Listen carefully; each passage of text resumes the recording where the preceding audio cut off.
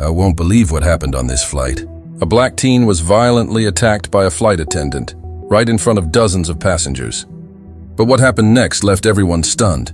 Hit like, share, and comment if you believe courage can stand up to injustice, because this story will show you exactly what that looks like. Stay tuned. You won't want to miss a single moment of this shocking story. The plane was full, passengers buried in their screens, earbuds in, lost in their own worlds. But in one quiet corner of the cabin, a storm was about to erupt, one that no one could have predicted. Amir, just 16, had never imagined that a simple flight could turn into a nightmare that would change him forever. It started small. A seat dispute, a wrong comment. Nothing unusual, at least not at first glance. But Brenda, the flight attendant, had a temper that simmered beneath her perfectly pressed uniform, and today it was about to boil over. Words were exchanged, voices rose, and what should have been a minor disagreement escalated into something far more terrifying. Amir tried to stay calm, to explain, to reason, but Brenda wasn't listening. And then, in a moment so sudden it felt unreal, it happened. A sharp, violent strike and Amir's world spun. Pain exploded across his jaw, sharp and immediate. He fell back into his seat, stunned, disoriented and gasping. Around him, the cabin froze for a heartbeat. Passengers stared, some in shock, some unsure if they should intervene. But no one moved fast enough. No one, that is, except one very important person. Judge Thompson had boarded the plane that day, an unsuspecting passenger, prepared for nothing more than a routine flight. But when he saw Amir crumple under Brenda's blow, his instincts kicked in. His eyes, trained to spot injustice and wrongdoing, didn't miss a single detail: the strike, the fear, the helplessness of a boy in a position he never should have been in. The judge's presence was silent, almost invisible, but it was about to make all the difference. Amir's pulse raced, and every second felt like an eternity. He didn't understand why this was happening, why someone sworn to keep passengers safe had turned into the very thing he feared. Around him, whispers grew louder. Someone called for help. Someone else grabbed a blanket, but Amir barely noticed. The pain, the humiliation, and the confusion consumed him. And all the while, Brenda acted as if nothing had happened, calm, collected, rehearsed in her control. But was she truly untouchable? Did she know that a witness had seen everything? That justice might already be quietly waiting, disguised in plain sight? This was no ordinary flight.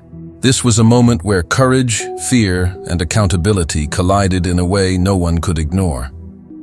Amir's life had changed in a single second. But was the nightmare really over, or had it just begun? Stay with us, because what happens next will shock you and reveal a side of air travel most people never see.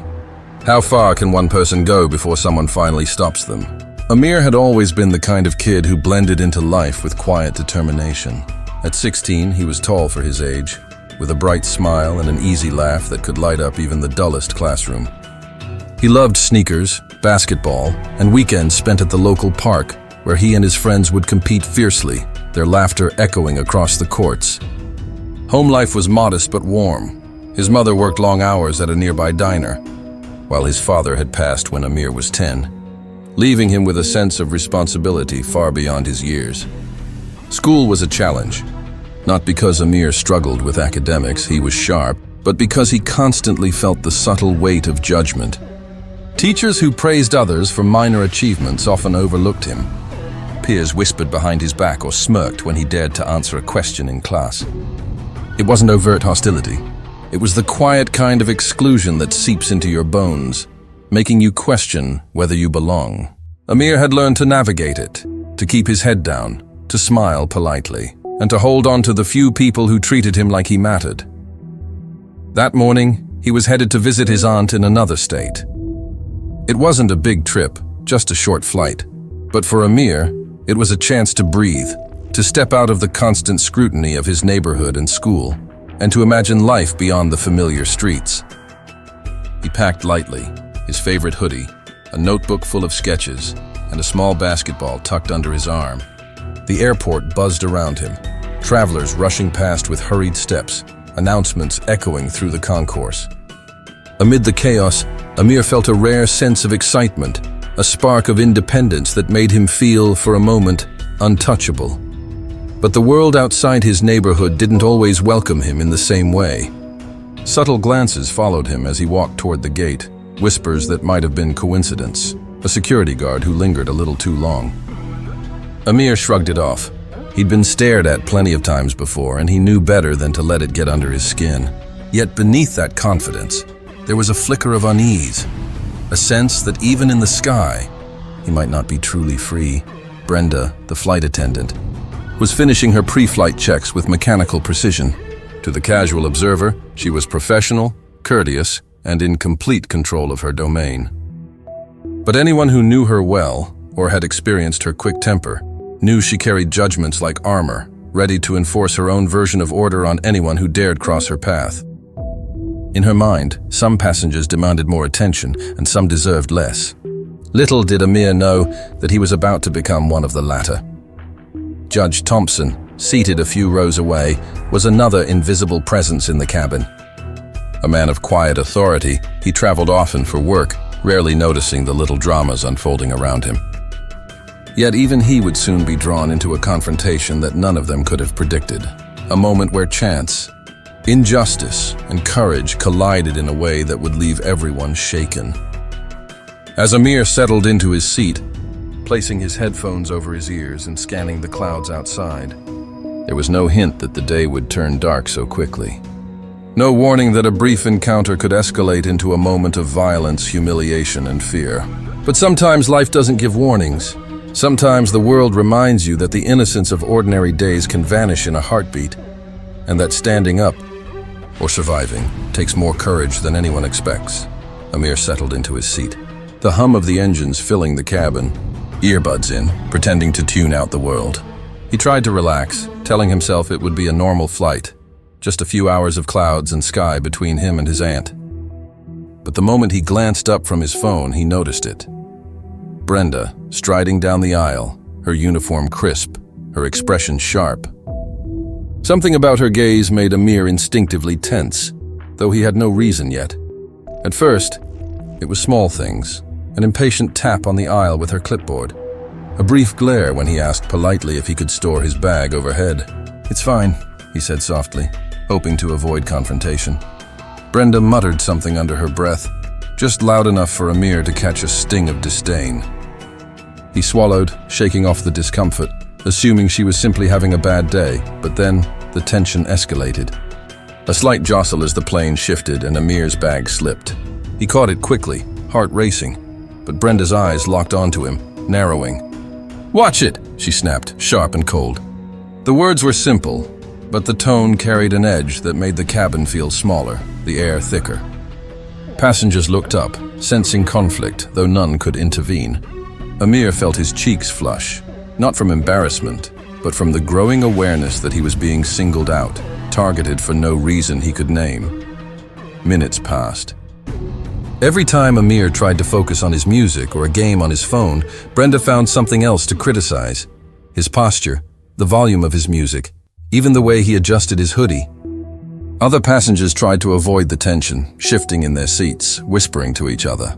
The whispers weren't accusatory, but Amir could feel their weight. He wasn't invisible. He was the center of it, framed in judgment he hadn't invited. Then came the first true test of control. A minor disagreement over seating. A passenger claimed Amir had leaned into their space.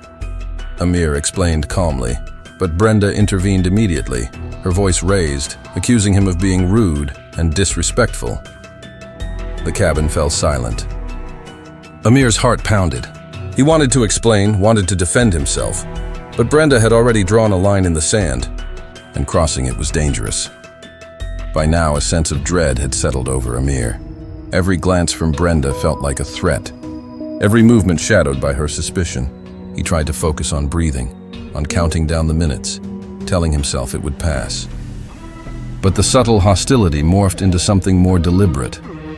Brenda began policing him, watching his every movement as if waiting for him to make a mistake. A spilled drink, a shuffled bag, even a cough could become an excuse for confrontation. Judge Thompson, sitting quietly a few rows away, began to notice the tension. He had seen conflict in courtrooms, but nothing quite like this. The unfair targeting of someone so young, so vulnerable, in a space meant for safety. Still, he remained patient, observing, waiting for the right moment to act. Little did Amir know, someone who understood power and authority was already silently keeping track of every injustice. And then it happened. A minor request turned explosive. Amir had asked politely to retrieve his water bottle from the overhead bin. Brenda snapped, accusing him of being defiant and unruly. Voices rose. Passengers shifted nervously, some recording with their phones, others whispering about the scene unfolding before them. Amir felt trapped, humiliated, the walls of the cabin closing in. He tried to remain calm, but fear mixed with frustration, igniting a storm of emotions he couldn't contain. In a split second, Brenda lost control. She lunged, striking Amir. The force sent him reeling, jaw snapping painfully. Gasps filled the cabin. Some passengers covered their mouths, horrified. Others froze, unsure what to do. Amir's vision blurred with pain, confusion, and disbelief. He had never imagined that such violence could erupt from someone sworn to protect passengers. Judge Thompson sprang into action. Calm, commanding, and unyielding, he stepped forward, his presence immediately imposing. The moment hung in the air, frozen, a boy injured, a flight attendant out of control, and a judge ready to intervene. And then, the unthinkable. Brenda's gaze flicked toward Thompson, her expression faltering for the first time. The balance of power shifted in an instant. What would happen next? Would Amir get the justice he deserved? Or would the chaos escalate further, turning the flight into a scene none of them could forget? Every passenger held their breath. The tension was unbearable. And as the plane continued to soar through the sky, one thing was certain. Nothing would ever be the same for Amir, for Brenda, or for anyone who witnessed what had just unfolded. Amir's jaw throbbed with a pain that radiated through his skull, sharp and unrelenting. The cabin was silent, every passenger frozen in shock, staring at the boy who had just been struck. Blood trickled from the corner of his mouth, his hoodie dampened by the heat of panic and fear. He wanted to retreat, to disappear into the seat, to close his eyes and make it all vanish. But he couldn't. Something inside him refused. Brenda's expression was a mixture of fury and disbelief. Her authority suddenly challenged by more than just the shock of the passengers. She looked toward Judge Thompson, whose gaze was steady, unwavering. There was no fear in that look, no hesitation, only the calm, undeniable certainty of a man who knew the weight of justice. The atmosphere in the cabin shifted, tension thickening with every heartbeat. "You don't get to treat him like this," Thompson said, his voice low but commanding, cutting through the heavy silence. "Step back." Brenda's nostrils flared. Her lips tightened into a line, a mask of control that had finally begun to crack. He was defiant. He needed to be disciplined, she snapped, though the edge in her voice faltered under Thompson's stare. Amir's fear bubbled into a mixture of disbelief and rising anger. How could she justify hitting him? Over nothing? Over a polite question about a water bottle? For a moment he felt small, crushed by the weight of injustice, but then a spark ignited within him. This wasn't just about the pain. This was about standing up, about refusing to be humiliated, about reclaiming the dignity that Brenda had tried to strip from him. He straightened in his seat, ignoring the sharp sting that shot through his jaw. His voice was trembling but firm. "I didn't do anything wrong," he said, his words cutting through the tension like a knife. "You can't just hit people because you feel like it." The cabin seemed to hold its breath. Even the murmurs of shocked passengers quieted as Brenda's anger surged, laced now with panic.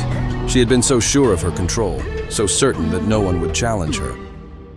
And yet here she was, face to face with two forces she hadn't anticipated. Amir's courage and Thompson's authority. Brenda stepped closer, her hand raised as if to strike again. Amir flinched instinctively, but Thompson was quicker. With a single, deliberate motion, he placed a hand on Brenda's shoulder. "Enough," he said, voice calm but deadly serious. "You are out of line. Step back now." Something shifted in Brenda's demeanor. The aggression faltered, replaced by confusion, even fear. She glanced around the cabin. Passengers watching, some recording, all witnesses to her unraveling authority. For the first time, she realized the consequences of her actions were no longer theoretical. This wasn't a classroom or a quiet office. This was public, and someone with the power to hold her accountable was right there. Amir's pulse raced. He felt the adrenaline surge through his body, the mix of fear, anger, and relief. He had faced humiliation, injustice, and violence, and he was still standing. He wasn't broken, not yet. He realized then that courage didn't mean never feeling fear. It meant acting despite it, refusing to let it define you. "Do you understand what you just did?" Thompson asked, his gaze never leaving Brenda. "This is a minor, he's 16. You assaulted him in front of dozens of people. There are witnesses, cameras. You cannot walk away from this." Brenda's lips trembled. She looked around as if searching for an escape. The mask of control was gone, revealing a woman caught entirely off guard, exposed for the injustice she had carried out so carelessly. For the first time, Amir noticed a subtle shift in the power dynamic. The intimidation, the fear, the weight of authority. Suddenly, it was on her side, not his. Amir's body trembled as the adrenaline ebbed, leaving the sharp sting of pain and humiliation. But he felt something stronger too, validation. He had been seen, witnessed, defended, and recognized in his right to dignity. He looked around the cabin at the passengers who had been silent moments ago and realized the tide had turned. People weren't just observers anymore, they were witnesses to justice in motion. Brenda's eyes met Amir's for a fleeting second. There was a flicker of something, guilt perhaps, or maybe the recognition of defeat. But it vanished just as quickly, replaced by the rigid posture of someone trying to reclaim authority she no longer held. But it was too late. The moment had passed. The damage she inflicted physically would heal with time, but the reckoning, the truth, had begun in front of everyone, and then the plane hit turbulence. It wasn't just a physical jolt, it was a perfect mirror of the chaos of the moment. Amir gripped his armrest, but he wasn't afraid of the turbulence. He was afraid of the next moment, the next word, the next move Brenda might make.